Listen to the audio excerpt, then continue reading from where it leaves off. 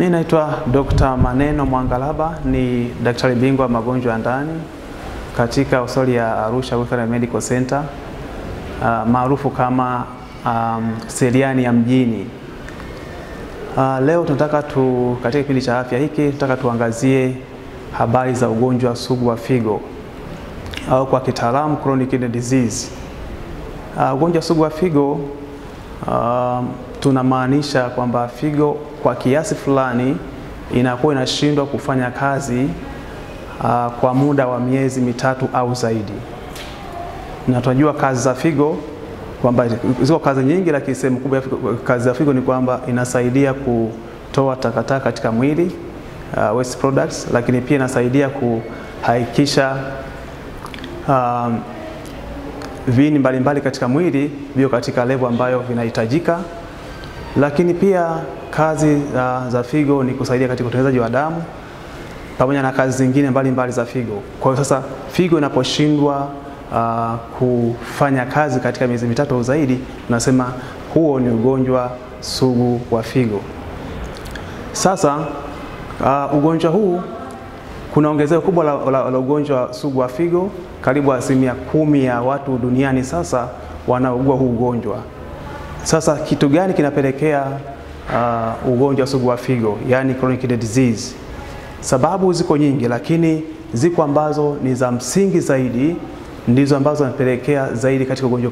Karibu 50% au zaidi inachangiwa na ugonjwa wa shinikizo la damu.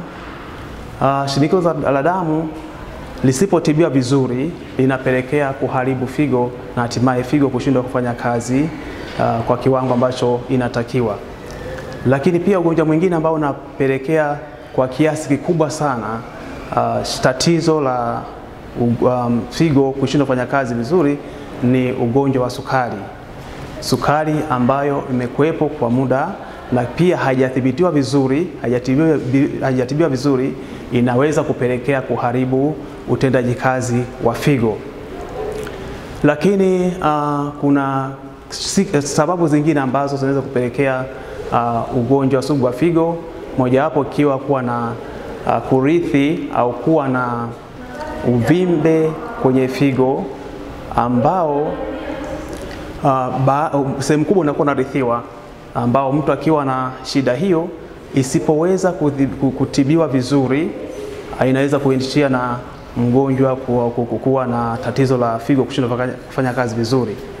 Lakini pia kuna magonjwa mengine ambayo ni ya kuambukiza, pia inaweza kuishia kupelekea mgonjwa figo kushindwa kufanya kazi vizuri.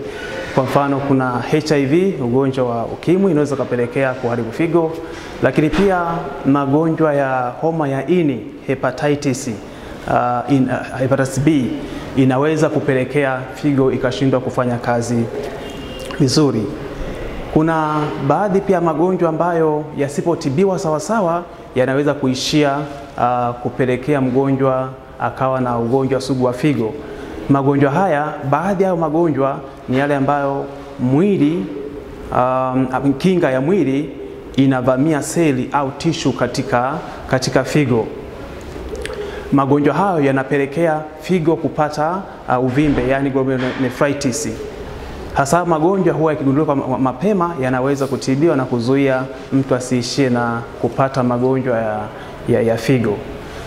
Kwa sehemu kubwa ambayo watu wanahitaji kuzingatia zaidi kwamba vitu ambavyo vinapelekea zaidi katika figo kushindwa kufanya kazi vizuri, yani ugonjwa sugu wa figo, sehemu kubwa ya hayo ni magonjwa ya pressure na sukari, ambayo tunatamani watu waweze kuyajua vizuri kwamba hizi ndizo sababu kuu, ili tuweza kudhibiti haya magonjwa ya pressure na sukari.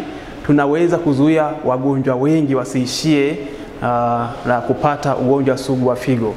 Kwa hiyo tunahitaji kuzingatia kwamba haya ndio magonjwa makubwa ya msingi ambayo yanaweza kupelekea figo kushindwa kufanya kazi vizuri. Ziko sababu nyingi, lakini kwa sehemu kubwa hizi ndizo ambazo zinaweza kupelekea ugonjwa sugu wa figo. Karibuni tunaweza kuchunguza hizo sababu na tunaweza kuzuia mtu asiweze kufikia hatua ya figo kushindwa kufanya kazi vizuri. Asanteni.